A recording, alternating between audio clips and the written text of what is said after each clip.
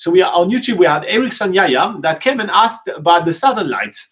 And I thought it would be a really good idea to actually talk about that, because he wants to know where are the best spots in New Zealand to spot the Southern Lights.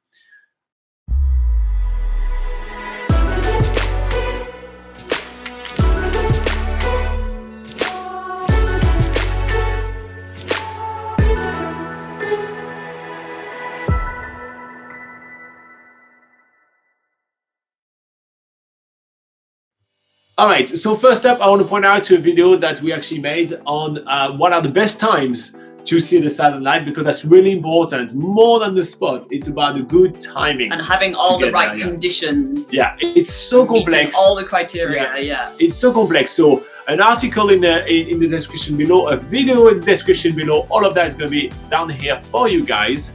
And in the meantime, well, you know, the best places to see the Southern Lights. So again, you're going to figure out that they're all around the same area of New Zealand.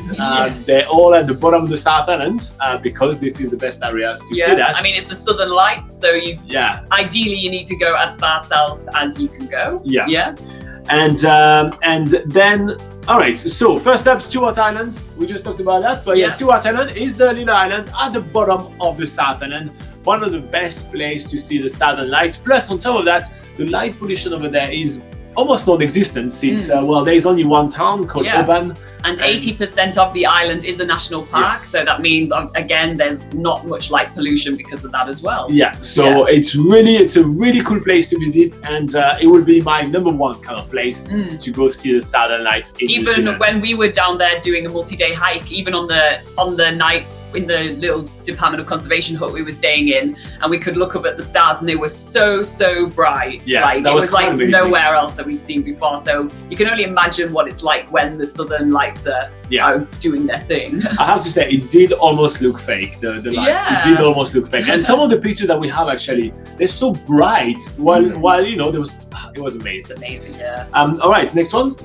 So another place that you can go to is Lake Tekapo, and that's because it is in the middle of what's called an International Dark Sky Reserve. So this place is actually a protected area, making it sort of like, so there's no light, there's restrictions on how much light pollution can be there. You know, the towns have to have like their lights at a certain degree and things, and that means that it's one of the best places in the world to do stargazing. And along with that, when the Southern Lights are active, it also makes an awesome place to go and check out the Southern Lights as well. So yeah, definitely a cool one.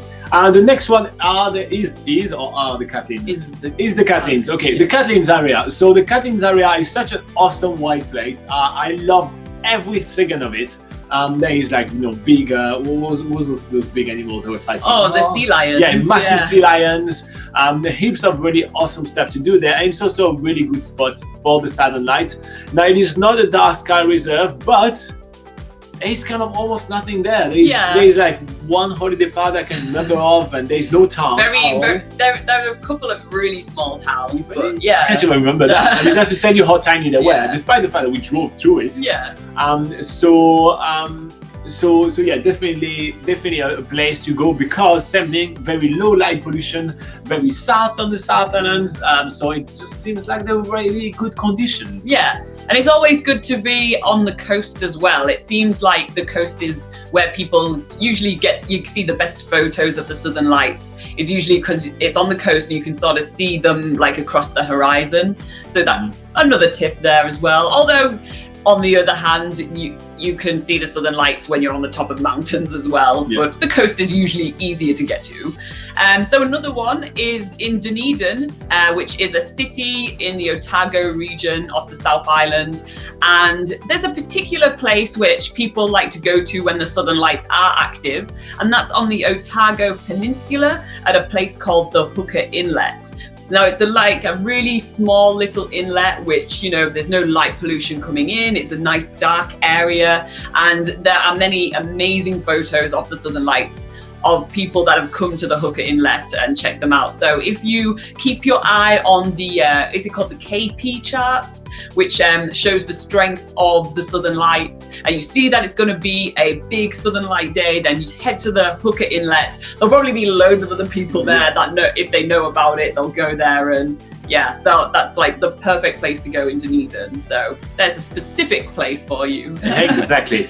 All right, so this is basically the best places to see the Southern Lights in New Zealand. We have plenty of articles actually about that. We put them in the description below. Yep. We also have for you another video of what are the best times to see the Southern Lights, and we're probably going to cover that again and again because it's a question that we get so often. It's quite crazy. So yeah, so I hope this answered your question, Graham. Again, if you liked it, like the video. If you found us useful, subscribe, like, all of that. We really appreciate the support. Seriously, so much. And if you've got any more questions, guys, make sure you keep popping them in on the live chat or put them in the comments below so we can get round to them next week. Yes. Yes. That's what she said.